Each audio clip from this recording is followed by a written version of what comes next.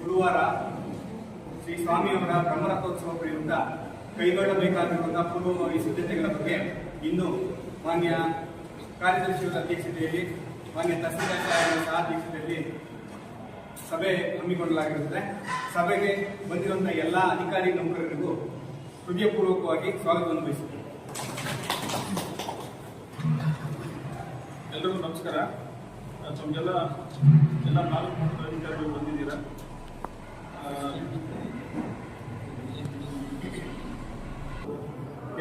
Processing play ಮಾಡಬೇಕು, ಅವ್ರಿಗೆ parking ವ್ಯವಸ್ಥೆ ಏನು, ಮತ್ತು ದೇವಸ್ಥಾನದ ಒಳಗಡೆ ದರ್ಶನ ವ್ಯವಸ್ಥೆ ಏನು, ಹಲವಾರು ಚಾಲೆಂಜಸ್ ಇರ್ತದೆ. ಬಂದವರು ದರ್ಶನ ಮಾಡ್ಕೊಂಡು ಹೋಗೋದು ಅಷ್ಟೇ ಅಲ್ಲ, ಮತ್ತು ಅವ್ರಿಗೆ ಸುವ್ಯವಸ್ಥಿತವಾಗಿ ದರ್ಶನ ಆಗಬೇಕು. ಅದ್ರ ಬಗ್ಗೆ ಎಲ್ಲ ಇಲಾಖೆಗಳು ಸಹಕರಿಸಿ ಈ ಸರಿ ಏನಾಗಿದೆ ಅಂದರೆ ಜನ ಜಾಸ್ತಿ ಬಂದು ಕಂಟ್ರೋಲ್ ಮಾಡಲಿಕ್ಕಾಗದೆ ಸ್ಟ್ಯಾಂಪೇಡ್ ಆಗುವಂಥ ಒಂದು ಸಿಚುವೇಶನ್ ಇತ್ತು ಅಂತ ರಿಪೋರ್ಟ್ ಆಗಿದೆ. ಈ ಬಾರಿ ಯಾವುದೇ ಒಂದು ಅಚಾತುರ್ಯಗಳಾಗಲಿ ಅವಘಡಗಳಾಗಲಿ ಆಗಬಾರ್ದು ಅಂತ ಮಾನ್ಯ ಜಿಲ್ಲಾಧಿಕಾರಿಗಳು ನಾನು ಬ್ರೀಫ್ ಮಾಡ್ತಿರ್ತೀನಿ. ಬೆಳಿಗ್ಗೆ 2 ಗಂಟೆಗೆ ದೇವಸ್ಥಾನ ಓಪನ್ ಆಗ್ತದೆ. ಓಪನ್ ಆಗಿ 4 ಗಂಟೆವರೆಗೂ ಅಭಿಷೇಕ ಆಗ್ತದೆ. ಅಭಿಷೇಕ ಆದ ನಂತರ 5 ಗಂಟೆಯಿಂದ 6 ಗಂಟೆವರೆಗೂ ಲೋಕಲೈಟ್ಸ್ ಘಾಟಿ ಸುಬ್ರಹ್ಮಣ್ಯ ದೇವಸ್ಥಾನದವರು ಮತ್ತು ಈ ಸುತ್ತಮುತ್ತ ಊರವರಿಗೆ ದರ್ಶನಕ್ಕೆ ವ್ಯವಸ್ಥೆ ಇರ್ತದೆ. 6 ಗಂಟೆ ನಂತರ ಶಾರ್ಪ್ 6 ಗಂಟೆ ನಂತರ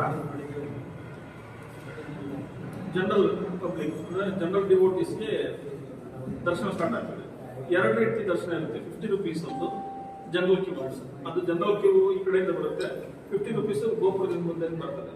ಇನ್ನು VIP ಮುಂದ್ಗಡೆ ಅದಕ್ಕೆಲ್ಲ ಟೀಮ್ ಮಾಡಿದ್ದಾರೆ, ಹೇಳ್ತಾರೆ ತಹಸೀಲ್ದಾರ್. ಆ ಟೀಮ್ ಪ್ರಕಾರ ಅಲ್ಲಲ್ಲಿ ಡೆಪ್ಲಾಯ್ ಮಾಡಿರ್ತಾರೆ. ಡೆಪ್ಲಾಯ್ ಮಾಡಿರೋರು ಮತ್ತು ಯಾರು VIPs ಇದ್ದಾರೋ ಅವ್ರಿಗೆ DC ಅವರು ಲೈಸನಿಂಗ್ ಆಫೀಸರ್ಸ್ನ ನೇಮಕ ಮಾಡಿರ್ತಾರೆ. ಆ ಲೈಸನಿಂಗ್ ಆಫೀಸರ್ಸ್ನ ಕರ್ಕೊಂಡು ಬಂದಾಗ ಇಲ್ಲಿ ಆ VIPsನ ಐಡೆಂಟಿಫೈ ಮಾಡಿ ಗೇಟ್ ತೆಗೆದು ಒಳಗಡೆ ಬಿಡಬೇಕಾಗ್ತದೆ ದರ್ಶನಕ್ಕೆ. ಅದರದೇ ಡೆಸಿಗ್ನೇಟೆಡ್ VIPsನ ಯಾವುದೇ ಕಾರಣಕ್ಕೂ ಮೈನ್ ಗೇಟಲ್ಲಿ ಬಿಡಬಾರ್ದು. ಒಂದೇದು. ಎರಡನೇದು, ಪಾರ್ಕಿಂಗ್ ವ್ಯವಸ್ಥೆ ಸುಮಾರು 54 ಎಕರೆಯಲ್ಲಿ ಸುತ್ತು ಮಾಡಿದ್ದೀವಿ. ಅದನ್ನ ಪೊಲೀಸ್ ಇಲಾಖೆಯವರು ಅವರು ಮ್ಯಾನೇಜ್ ಮಾಡ್ತಾರೆ. ಅವ್ರಿಗೆ ಏನು ಬೇಕು ಅಲ್ಲಿ ಸೈನೇಜ್ ಬೋರ್ಡ್ಸು ಮತ್ತು ಅಲ್ಲಿ ಡೋಸಿಂಗ್ ಎಲ್ಲ ನಾವು ಮಾಡಿಸ್ಕೊಟ್ಟಿದ್ದೀವಿ. ಪಾರ್ಕಿಂಗ್ ವ್ಯವಸ್ಥೆ ಅವ್ರು ನೋಡ್ಕೋತಾರೆ. ಇನ್ ಅಡಿಷನ್ ಟು ದಟ್, ಕಂಟಕುಂಟೆಯಿಂದ ಒಂದು 15 ಬಸ್ ಫ್ರೀ ಬಸ್ ಬಿಡ್ತಾ ಇದ್ದೀವಿ. ಮಾಕ್ಲಿಯಿಂದ ಒಂದು 5 ಬಸ್ ಬಿಡ್ತಾ ಇದ್ದೀವಿ, ಫ್ರೀ ಬಸ್ಸಸ್. ಅಲ್ಲಿ ಸಹ ಪಾರ್ಕಿಂಗ್ ವ್ಯವಸ್ಥೆ ಇರುತ್ತೆ. ಅಲ್ಲಿ ಪಾರ್ಕ್ ಮಾಡಿ ಅಲ್ಲಿ ಬಸ್ ಹತ್ತಿದವರಿಗೆ ಘಾಟಿಪುರಕ್ಕೆ ಫ್ರೀ, ನೋ ಚಾರ್ಜ್. ಈ ಮಾಕ್ಲಿಗೆ 5 ಬಸ್ ಕ್ಲೈಮ್ ಮಾಡ್ತೀವಿ. ಅಲ್ಲಿಂದ ಅಲ್ಲೂ ಪಾರ್ಕಿಂಗ್ ವ್ಯವಸ್ಥೆ ಇರುತ್ತೆ. ಅಲ್ಲಿಂದ ಬರೋರಿಗೆ ಫ್ರೀ ಬಸ್. ಇಲ್ಲೊಂದು 500 ಮೀಟರ್ಸಲ್ಲಿ ಅವ್ರಿಗೆ ಸ್ಪೆಷಲ್ ಸ್ಟಾಪ್ ಇರುತ್ತೆ, ಬಸ್ ಸ್ಟ್ಯಾಂಡ್ ಇರುತ್ತೆ. ಅಲ್ಲಿ ವ್ಯವಸ್ಥೆ ಇರ್ತದೆ. ಆ ವ್ಯವಸ್ಥೆಯಲ್ಲಿ ಬರುತ್ತೆ. ಈಗ ಅಲ್ಲಿ ನಿಮ್ಗೆ 2 ಕಡೆ ಬಸ್ ಸ್ಟ್ಯಾಂಡ್ ಏನೇನು ಬೇಕಾಗ್ತದೆ ಅದನ್ನು ಹೇಳಿ. ವರ್ಷಗಳು ನಾವು ಘಾಟಿ ಸುಬ್ರಹ್ಮಣ್ಯ ಸ್ವಾಮಿ ಜಾತ್ರೆ ನಡೆದಿದೆ. ಆ ಜಾತ್ರೆಗಿಂತ ಈ ಜಾತ್ರೆ ವಿಭಿನ್ನವಾಗಿರಬೇಕು ಅನ್ನೋ ಒಂದು ವಿಚಾರದಲ್ಲಿ ದಿನೇಶ್ ಅವರ ದಿವ್ಯ ದೃಷ್ಟಿಕೋನದಲ್ಲಿ ಈ ಒಂದು ಜಾತ್ರೆ ನಡೀತಾ ಇದೆ. ಈ ಜಾತ್ರೆನ ಯಶಸ್ವಿ ಮಾಡ್ಕೊಡ್ಬೇಕು ಅಂತಂದಾಗ ನಾವೆಲ್ಲರೂ ಕೈ ಜೋಡಿಸಿ ನಮ್ಮೆಲ್ಲರೂ ಟೀಮ್ ವರ್ಕ್ ಮಾಡ್ತು ಅಂತಂದ್ರೆ ಈ ಘಾಟಿ ಜಾತ್ರೆ ತುಂಬಾ ಯಶಸ್ವಿಯಾಗಿ ನಡೆಯುತ್ತೆ ಅಂತ ನಮ್ಮೆಲ್ಲರ ಭಾವನೆ. ಹಾಗಾಗಿ ಎಲ್ಲರೂ ಒಂದು ಜೋರಾದ ಚಪ್ಪಾಳೆ ಮುಖಾಂತರ ದಿನೇಶ್ ಅವರಿಗೆ ಒಂದು ಹರ್ಷೋದ್ಗಾರವನ್ನ ಸಮರ್ಪಿಸುತ್ತಾ ನಾವು ಕಾರ್ಯಕ್ರಮನ ಪ್ರಾರಂಭೋತ್ಸವ ಮಾಡ್ತೀವಿ. ಈಗ ದಿನೇಶ್ ಸರ್ ಹೇಳಿದ್ರು ಚಾಲೆಂಜಸ್ ಏನೇನಿದೆ, ಈಗೆಲ್ಲ ಹೇಗಿದೆ ಅಂತ. ಮೊದಲನೇದಾಗಿ ನಾವು ಹೋಗ್ಲಾಡ್ಸೋದಕ್ಕೆ ಕಂಟಕುಂಟೆಯಿಂದ ಡೆಸಿಗ್ನೇಟೆಡ್ ಪ್ಲೇಸ್ ಇಂದ ಇಲ್ಲಿಗೆ ಘಾಟಿಗೆ ಮತ್ತೆ ಮಾಕ್ಲಿತುಂಡದಿಂದ ಇಲ್ಲಿಗೆ ಬರ್ತಕ್ಕಂಥವ್ರಿಗೆ ಭಕ್ತಾದಿಗಳಿಗೆ ಉಚಿತವಾಗಿ ಬಸ್ಸಲ್ಲಿ ಪ್ರಯಾಣ ಮಾಡೋದಕ್ಕೆ ಅವಕಾಶ ಕೊಟ್ಟಿರುವಂಥದ್ದು ಮೊದಲನೇ ನಿರ್ಧಾರಕ್ಕೆ ನಮ್ಮ ಕರ್ನಾಟಕ ರಾಜ್ಯ ರಸ್ತೆ ಸಾರಿಗೆ ನಿಗಮದ ಚಿಕ್ಕಬಳ್ಳಾಪುರ ವಿಭಾಗದ ದೊಡ್ಡಬಳ್ಳಾಪುರ ಘಟಕದ ಎಲ್ಲಾ ಸಮಸ್ತ ಚಾಲನಾ ಸಿಬ್ಬಂದಿ, ಆಡಳಿತ ಸಿಬ್ಬಂದಿ, ಭದ್ರತಾ ಸಿಬ್ಬಂದಿ ಹಾಗೂ ಎಲ್ಲ ಸರ್ವ ಸಿಬ್ಬಂದಿ ಪರವಾಗಿ ಘಾಟಿ ಅಭಿವೃದ್ಧಿ ಪ್ರಾಧಿಕಾರದ ದಿನೇಶ್ ಅವರು ಮತ್ತು ಅವರ ತಂಡ ಏನಿದೆ ಅವರಿಗೆ ಹೃತ್ಪೂರ್ವಕವಾದ ಧನ್ಯವಾದಗಳ ಜೊತೆಗೆ ಬಟ್ ಈ ವಿಚಾರದಲ್ಲಿ ನಮಗೆ ಒಂದು ಚಾಲೆಂಜಸ್ ಇದೆ. ಏನು ಅಂತ ಹೇಳಿದ್ರೆ ಉಚಿತ ಯಾರು ಹೋಗ್ಬೇಕು, ಎಲ್ಲಿಂದ ಹೋಗ್ಬೇಕು, ಕಾರಲ್ಲಿ ಬರುವಂತವ್ರು ಹೋಗ್ಬೇಕಾ ಮತ್ತೆ ಯಾರು ಹೋಗ್ಬೇಕು ಅನ್ನೋದು ಚಾಲೆಂಜಸ್. ಈಗ ಬಸ್ ಸ್ಟ್ಯಾಂಡ್ ಇದೆ, 2 ಕಡೆ ಬಸ್ ಸ್ಟ್ಯಾಂಡ್ ಕೊಟ್ಟಿದ್ದಾರೆ. ಬಸ್ ಸ್ಟ್ಯಾಂಡಿಗೆ ಬಂದಾಗ ನಮ್ಮಲ್ಲಿ ದ್ವಂದ್ವ ಇರುತ್ತೆ. ಏನು ಅಂತ ಹೇಳಿದ್ರೆ, ನಾವು ಉಚಿತವಾಗಿ ಇಲ್ಲಿಗೆ ಬರ್ತೀವಲ್ವಾ, ಇಲ್ಲಿಂದ ಘಾಟಿಗೆ ಕಂಟನ್ಕುಂಟೆಗೆ ಹೋಗ್ಬೇಕಾ, ಮಾಕ್ಲಿದುರ್ಗಕ್ಕೆ ಹೋಗ್ಬೇಕಾ? ಕಂಟನ್ಕುಂಟೆಯಿಂದ ಇಲ್ಲಿಂದ ಕಂಟನ್ಕುಂಟೆಗೆ ಹೋಗೋದಕ್ಕೆ ಉಚಿತ ಇದೆ, ಇಲ್ಲಿಂದ ಮಾಕ್ಲಿಗೆ ಹೋಗೋದಕ್ಕೆ ಉಚಿತ ಇದೆ. ಅಲ್ಲಿಂದ ಮುಂದಕ್ಕೆ ಏನು? ಹಾಗಾದ್ರೆ ಒಂದೇ ಬಸ್ ಸ್ಟ್ಯಾಂಡ್ ಅಲ್ಲಿ ದುಡ್ಡು ಕೊಟ್ಟು ಹೋಗುವಂತವ್ರು ಯಾರು, ಉಚಿತವಾಗಿ ಹೋಗುವಂತವ್ರು? ಈ ಒಂದನ್ನ ಕ್ಲಾರಿಫೈ ಮಾಡ್ಬೇಕಾಗಿರುವಂತದ್ದು ನಮ್ದು ಮೂಲಭೂತವಾಗಿರುವಂತ ವಿಚಾರ. ಯಾರಿಗೆ ನಾವು ಉಚಿತವಾಗಿ ಕಳಿಸ್ಕೊಡ್ಬೇಕು, ಯಾರಿಗೆ ನಾವು ದುಡ್ಡು ತಗೊಳ್ಬೇಕು. There should not be any sort of confusion whether we have to go for free or we have to pay charges. ಅದು ಒಂದು ಕ್ಲಾರಿಫಿಕೇಶನ್. ಎರಡನೇ ವಿಚಾರ ಏನಿದೆ ಅಂತ ಹೇಳಿದ್ರೆ, ಕಾರನ್ನ ಎಲ್ಲಿ ಪಾರ್ಕ್ ಮಾಡ್ಬೇಕು? ಈಗ 4 ಕಡೆ ಹಂತವಾಗಿ 4 ಕಡೆ ನಿಲ್ಲಿಸ್ತೀವಿ ಅಂತ ಹೇಳ್ತಾರೆ. ಕಾರ್ ಎಲ್ಲಿಂದ ಬರಬೇಕು, ಯಾವ ಕಡೆಯಿಂದ ಬರಬೇಕು? ಕಾರ್ ಕಂಟನ್ಕುಂಟೆಯಿಂದ ಆಡೋನಹಳ್ಳಿ ಮೂಲಕ ಘಾಟಿಗೆ ಬರ್ಬೇಕಾ, ಅಥವಾ ಅಲ್ಲೇ ನಿಲ್ಲಿಸ್ಬೇಕಾ, ಅಥವಾ ಹೇಗೆ ಬರಬೇಕು? ಮಾಕ್ಲಿದುರ್ಗದಲ್ಲಿ ಬಂದಿರೋಂಥವ್ರಿಗೆ ಕಾರಿನ ವ್ಯವಸ್ಥೆ, ಪಾರ್ಕಿಂಗ್ ವ್ಯವಸ್ಥೆ ಇದೆಯಾ? ಕಾರ್ ಪಾರ್ಕ್ ಆದ್ಮೇಲೆ ಜನ ಬರ್ತಾರೆ ಅಂತ ಇಟ್ಕೊಳ್ಳಿ. ಈಗ 4 ಕಾರ್ ಬರುತ್ತೆ, ಒಂದು ಬಸ್ ಏನಿದೆ, ಬಸ್ ಹೋಗೋದಕ್ಕೆ ಒಂಚೂರು, ಯಾಕೆಂತಂದ್ರೆ ನಾವು 2 ಪೋಲ್ ಹಾಕಿದೀವಿ. ಅಲ್ಲಿ ಪೋಲ್ ಹಾಕಿದ್ಮೇಲೆ ಏನಾಗಿದೆ ಅಂತ ಹೇಳಿದ್ರೆ, ಬಸ್ ಟರ್ನಿಂಗ್ ತಗೊಳ್ಬೇಕಾದ್ರೆ ಟರ್ನಿಂಗ್ ರೇಡಿಯಸ್ ತಗೊಳ್ಬೇಕು ಅಂತಂದ್ರೆ ಒಂಚೂರು ವಿಶಾಲ ಇದ್ರ ಮೇಲೆ ಬಂದಿದೆ. ಅದೇ ರೀತಿ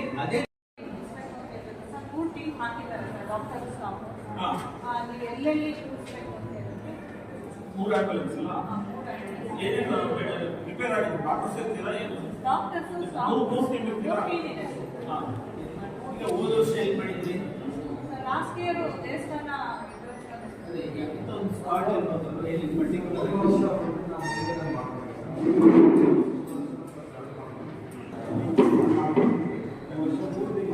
ಇನ್ನೇ 2 ಟೀಮ್ ಏನ್ ಮಾಡ್ಬೇಕಂತ ಆಯ್ತು.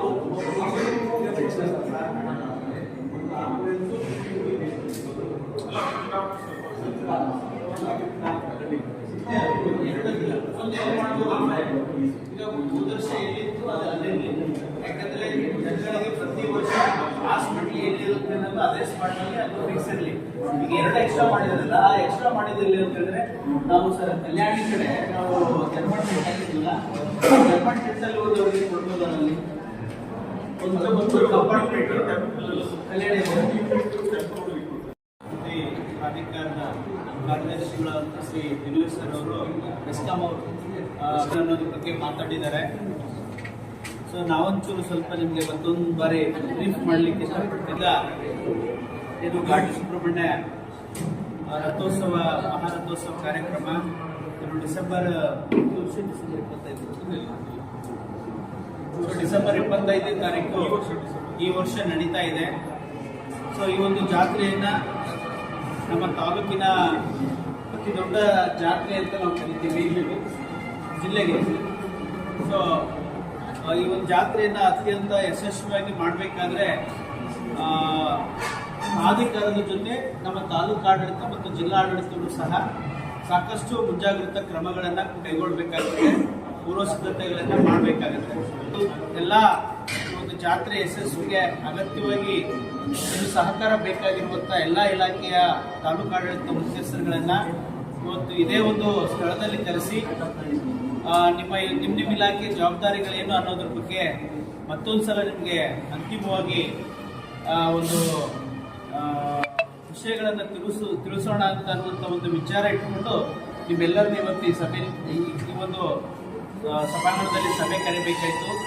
ಆ ನಿಟ್ಟಿನಲ್ಲಿ ಮುಖ್ಯವಾಗಿ ಸುಮಾರು 8ರಿಂದ 10 ಇಲಾಖೆಗಳ ಪಾತ್ರ ಬಹಳ ಮುಖ್ಯ ಇದೆ. ಒಂದು ಜಾತ್ರೆ ಅಂತ ಹೇಳಿದ್ರೆ ಸುಮಾರು ಲಕ್ಷಾಂತರ ಜನ ಸೇರುವಂಥ ಒಂದು ಈ ಸಂದರ್ಭ. ಇದನ್ನು ಸರಿಯಾದ ರೀತಿಯಲ್ಲಿ ನಾವು ನಿರ್ವಹಿಸಬೇಕಾಗ್ತದೆ. ಏನಾದರೂ ನಮ್ಮ ಕರ್ತವ್ಯಗಳಲ್ಲಿ ಏನಾದರೂ ಲೋಪ ಆಯ್ತು ಅಂತ ಹೇಳಿದ್ರೆ ಜಿಲ್ಲೆಗೆ, ತಾಲೂಕಿಗೆ, ನಮ್ಮ ರಾಜ್ಯಕ್ಕೆ ಕೆಟ್ಟ ಹೆಸರು ಬರುವಂಥ ಒಂದು ಸಂದರ್ಭಗಳು ಕೂಡ ಇರ್ತವೆ. ಆ ಕಾರಣಕ್ಕಾಗಿ ಯಾವುದೇ ಒಂದು ದುರಂತ ನಡೀಲಾರ್ದಂಗೆ, ಯಾವುದೇ ಒಂದು ಅಚಾತುರ್ಯಗಳು ನಡೀಲಾರ್ದಂಗೆ ನೀವುಗಳೆಲ್ಲ ಸೇರಿ ಸರಿಯಾದ ರೀತಿಯಲ್ಲಿ ಪೂರ್ವ ಸಿದ್ಧತೆಯನ್ನು ಮಾಡಿಕೊಂಡಿದ್ದೆ ಆದರೆ ಅದು ಯಶಸ್ವಿ ಜಾತ್ರೆ ಮಾಡಲಿಕ್ಕೆ ಸಾಧ್ಯ ಆಗುತ್ತೆ ಅನ್ನುವಂಥದ್ದು.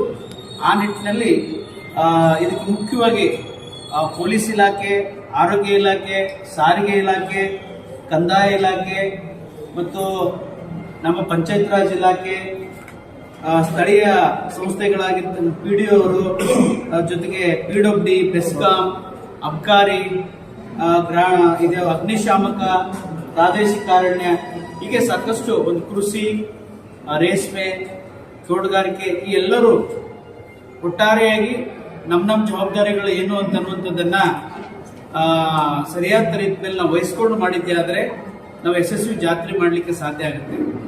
ಸೊ ಅದರಲ್ಲಿ ಮುಖ್ಯವಾಗಿ ಮನೆ ಜಿಲ್ಲಾಧಿಕಾರಿಗಳು ಈ ಒಂದು ಜಾತ್ರೆ ಪೂರ್ವ ಸಿದ್ಧತೆಗೆ ಸಂಬಂಧಪಟ್ಟಂತೆ 1 ತಿಂಗಳು ಮುಂಚಿತವಾಗಿ ಏನಿಲ್ಲ ಅಂದ್ರೆ ದಿನಕ್ಕೆ 2 ಬಾರಿ ಆದ್ರೂ ಅವರು ತಮ್ಮ ವಿಚಾರವನ್ನ ಮಾಡ್ತಾ ಈ ವರ್ಷ ಜಾತ್ರೆ ಹೋದ ವರ್ಷಕ್ಕಿಂತ ಭಿನ್ನವಾಗಿ ಮಾಡಬೇಕು, ವ್ಯವಸ್ಥಿತವಾಗಿ ಮಾಡಬೇಕು, ಯಾವುದೇ ತೊಂದರೆ ಆಗ್ಲಾರ್ದಂಗೆ ಜಾತ್ರೆಯನ್ನು ಯಶಸ್ವಿ ಮಾಡಬೇಕು ಅನ್ನುವಂಥದ್ದು ಅವ್ರು ಪ್ರತಿ ಕ್ಷಣನೂ ಕೂಡ ಘಾಟಿ ಬಗ್ಗೆ ವಿಚಾರ ಮಾಡ್ತಾ ಇರ್ತಾರೆ.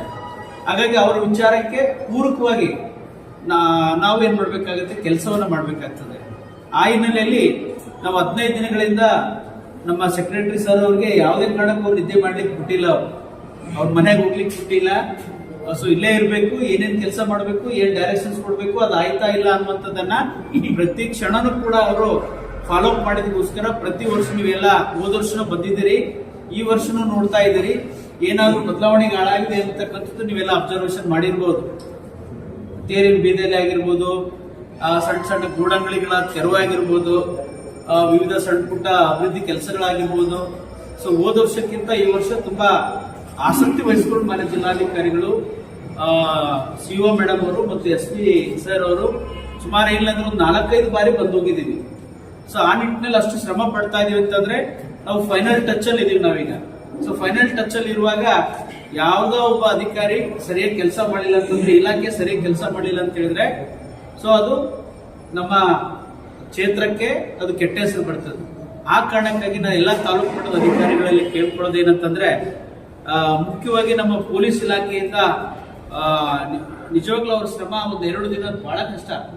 ಯಾಕೆ ಅಂತ ಹೇಳಿದ್ರೆ ಅಷ್ಟೊಂದು ಬರುವಂತ ಜನಗಳಿಗೆ ಆ ಕ್ರೌಡ್ ಅನ್ನ ಮೇಂಟೈನ್ ಮಾಡೋದು, ಪಾರ್ಕಿಂಗ್ ವ್ಯವಸ್ಥೆಯನ್ನ ಮಾಡೋದು, ಆ ಶಾಂತಿ ಸುವ್ಯವಸ್ಥೆಯನ್ನ ಕಾಪಾಡೋದು, ಆ ರಥ ಎಳೆಯುವಂತ ಸಂದರ್ಭದಲ್ಲಿ ಯಾವುದೇ ಘಟನೆಗಳು ನಡೆಯಲಾರದಂತೆ ಅಲ್ಲಿ ಏನು ಸೂಕ್ತ ಪೊಲೀಸ್ ಬಂದೋಬಸ್ತ್ ಭದ್ರತೆ ಒದಗಿಸಬೇಕು, ಅದಕ್ಕೆ ಬೇಕಾದಂತ ಸಾವಿರಾರು ಸಿಬ್ಬಂದಿಗಳನ್ನ ಇವತ್ತು ತಮ್ಮ ನಿಯೋಜನೆಯನ್ನು ಮಾಡೋದ್ರ ಮೂಲಕ ಯಾವುದೇ ಕಾರಣಕ್ಕೂ ಕೂಡ ಅಹಿತಕರ ಘಟನೆ ನಡೆಯಲಾರ್ದಂಗೆ ಅವರ ಮನೆ SP ಅವರ ಒಂದು ಅಧ್ಯಕ್ಷತೆಯಲ್ಲಿ ಅವರು ಪೊಲೀಸ್ ಒಂದು ಸುವ್ಯವಸ್ಥೆಯನ್ನ ಕಾಪಾಡಲಿಕ್ಕೆ ಪ್ರತಿ ವರ್ಷಕ್ಕಿಂತ ಈ ವರ್ಷ ಹೆಚ್ಚಿನ ಒಂದು ಭದ್ರತೆಯನ್ನ ಕಲ್ಪಿಸ್ಕೊಳ್ಳೋದಕ್ಕೆ ಅವ್ರು ಏನ್ ಮಾಡ್ತಾ ಇದ್ದಾರೆ ಅಂತಂದ್ರೆ, ನಮಗೆ ಜಿಲ್ಲಾಡಳಿತಕ್ಕೆ ಮನವಿಯನ್ನ ಮಾಡಿ ಹೆಚ್ಚಿನ ಪಾರ್ಕಿಂಗ್ ವ್ಯವಸ್ಥೆ ಕೊಡಬೇಕು ಅಂತ ಅವ್ರು ಹೇಳ್ತಾ ಇದ್ದಾರೆ.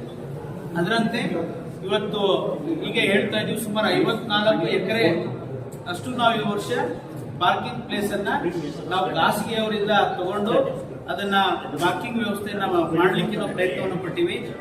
ಅದರಂತೆ ಅವರು ಸಣ್ಣ ಪುಟ್ಟ ಇನ್ಸಿಡೆಂಟ್ಗಳು ನಡೀತಾ ಇರ್ತವೆ, ಕಳ್ತನ ನಡೀತಾ ಇರ್ತದೆ. ಸೊ ಅದನ್ನು ಕೂಡ ಅವರು ಜವಾಬ್ದಾರಿಯಿಂದ ನಿರ್ವಹಿಸಬೇಕಾಗ್ತದೆ. ಹಾಗಾಗಿ ಈ ವರ್ಷ ಅಲ್ಲಲ್ಲಿ ವಾಚ್ ಟವರ್ಗಳನ್ನ ಹಾಕಬೇಕು ಅಂತ ಅವ್ರು ಪ್ರಸ್ತಾವನೆ ಕೊಟ್ಟಿದ್ರು. ಸೊ ಅದರಂತೆ ಅವ್ರಿಗೆ ಏನು ವಾಚ್ ಟವರ್ ಮಾಡಲಿಕ್ಕೆ ಏನು ಮಟೀರಿಯಲ್ ಬೇಕು ಅದನ್ನು ನಮ್ಮ ಘಾಟಿ ಪ್ರಾಧಿಕಾರ ವತಿಯಿಂದ ಸೊ ಅವರು ಪ್ರೊವೈಡ್ ಅನ್ನ ಮಾಡ್ತಾರೆ. ಅದು ತುಂಬಾ ಆದಷ್ಟು ವಾಚ್ ಟವರ್ಗಳು ಇದ್ರೆ ಸಾಕಷ್ಟು ಅನಾಹುತಗಳನ್ನ ನಾವು ತಡಿಬಹುದು. ಅದನ್ನ ಈ ವರ್ಷ ಅವರು ಅಚ್ಚುಕಟ್ಟಾಗಿ ಮಾಡ್ಕೋತಾರೆ. ಅದಾದ್ಮೇಲೆ ನೆಕ್ಸ್ಟ್ ಏನಂತಂದ್ರೆ ಆರೋಗ್ಯ, ಹೆಲ್ತ್ ಡಿಪಾರ್ಟ್ಮೆಂಟ್. ಸೊ ಒಂದು ಜಾತ್ರೆ ಬಂತಂತಂದ್ರೆ ಜಾತ್ರೆ ಪೂರ್ವದಲ್ಲಿ ಮತ್ತು ಜಾತ್ರೆ ದಿನ ಮತ್ತು ಜಾತ್ರೆ ನಂತರ ಸಾಕಷ್ಟು ಅವರು ಫೇಸ್ ಮಾಡ್ತಾರೆ ಸಮಸ್ಯೆಗಳು. ಧೂಳಿಂದು ಸಮಸ್ಯೆ ಇರ್ತದೆ, ಬರುವಂತ ಜನಗಳಿಗೆ ಈಗ ಚಳಿನೂ ಕೂಡ ಜಾಸ್ತಿ ಇದೆ, ಯಾವ್ಯಾವ ಹಾರ್ಟ್ ಅಟ್ಯಾಕ್ ಇನ್ಸಿಡೆಂಟ್ಗಳು ನಡೀತಾ ಇರ್ತವೆ. ಸೊ ಇವೆಲ್ಲವೂ ಕೂಡ ನಾವು ಸನ್ನದ್ಧರಾಗಬೇಕಾಗ್ತದೆ. ಆಕ್ಸಿಡೆಂಟ್ಗಳು ಬಹಳ ಇಕ್ಕಟ್ಟಾದಂತ ರಸ್ತೆ ಇರೋದ್ರಿಂದ ಯಾವ ಸಂದರ್ಭದಲ್ಲಿ ಏನಾಗುತ್ತೋ ಹೇಳಕ್ಕಾಗಲ್ಲ. ಸೊ ಎಲ್ಲಾ ಒಂದು ಇಕ್ವಿಪ್ಮೆಂಟ್ ಇಟ್ಕೊಂಡು ಮತ್ತು VIP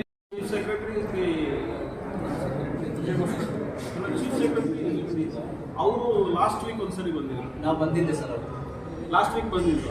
ಅವ್ರು ಹೇಳಿದ್ರು, ಅವರು ಮನಸ್ಸು ಮಾಡಿದ್ರೆ ಕರ್ನಾಟಕ ಅಲ್ಲ, ಆಲ್ ಓವರ್ ಇಂಡಿಯಾ ಯಾವ ಟೆಂಪಲ್ ಹೋದ್ರು ಅವ್ರಿಗೆ ಫ್ರೀ ಎಂಟ್ರಿ ಇರ್ತದೆ, ಹೈಯೆಸ್ಟ್ ಪ್ರೋಟೋಕಾಲ್ ಇರ್ತದೆ.